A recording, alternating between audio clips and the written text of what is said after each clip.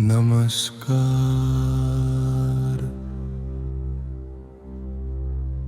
इतिहास के पन्नों में कुछ ऐसी कहानियां दर्ज हैं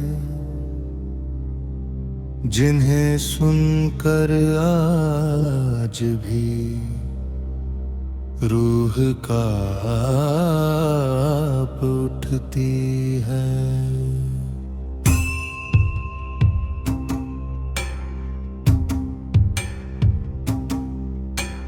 आज जॉर्डन प्रोडक्शन आपको ले चलता है राजस्थान के उन वीरान खंडहरों में जिसे दुनिया भंगड़ के किले के नाम से जानती है। ये बात 16वीं शताब्दी की है। अरावली की पहाड़ियों की गोद में बसा भनगढ़ उस समय वैभव और खुशहाली का केंद्र था।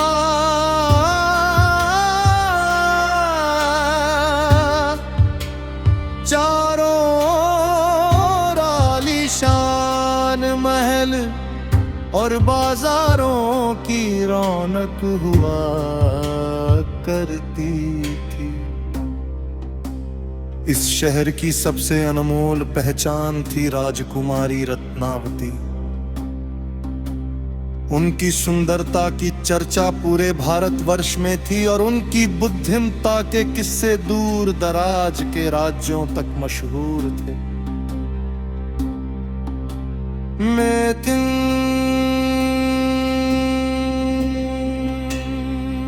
इस चमकते हुए शहर की किस्मत एक काले साये की नजरों में थी।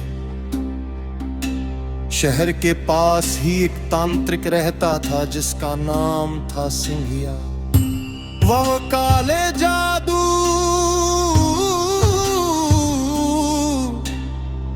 और तंत्र विद्या में इतना माहिर था कि प्रति को भी अपनी उंगलियों पर नचाने का दावा करता था। राजकुमारी को पाने के लिए उसने एक घिनौनी साजिश रची। एक दिन जब राजकुमारी की दासी बाजार से उनके लिए सुगंधित तेल ला रही थी तो सिंघिया ने उस पर अपनी काली शक्तियों का प्रयोग कर दिया। उसका इरादा था कि उस तेल को लगाते ही राजकुमारी उसके पास खिंची चली आएंगी। लेकिन रत्नावती तांत्रिक की इस चाल को समझ गई। उन्होंने वो इत्र की शीशी एक विशाल पत्थर पर दे मारी। वह पत्थर तंत्र विद्या के प्रभाव से खुद ब खुद लुढ़कने लगा और सीधे जाकर तांत्रिक सिंघिया के ऊपर गिरा। मरने से पहले अपने आखिरी पलों में सिंघिया ने भनगढ़ को एक भयानक श्राप दिया। उसने चीखते हुए कहा,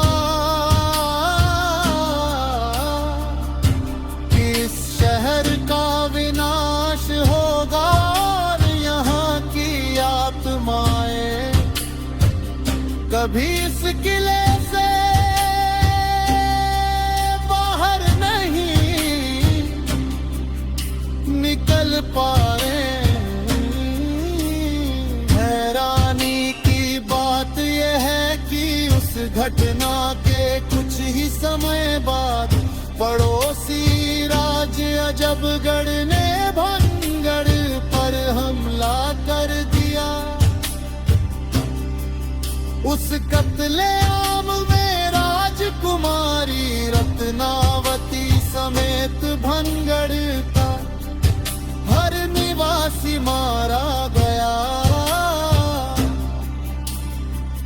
कहते हैं कि तब से आज तक भंगड़ की दीवारों पर छतें नहीं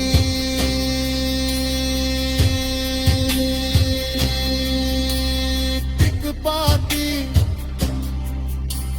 वहां के पत्थरों से आज भी एक अजीब सुदासी और खौफ महसूस होता है। आज भी भारत सरकार ने इस किले में सूर्यास्त के बाद जाने पर सख्त पाबंदी लगा रखी है। स्थानीय लोगों का मानना है कि रात के सन्नाटे में मैं वहाँ आज भी उस पुराने बाजार की हलचल और चीखें सुनाई देती है।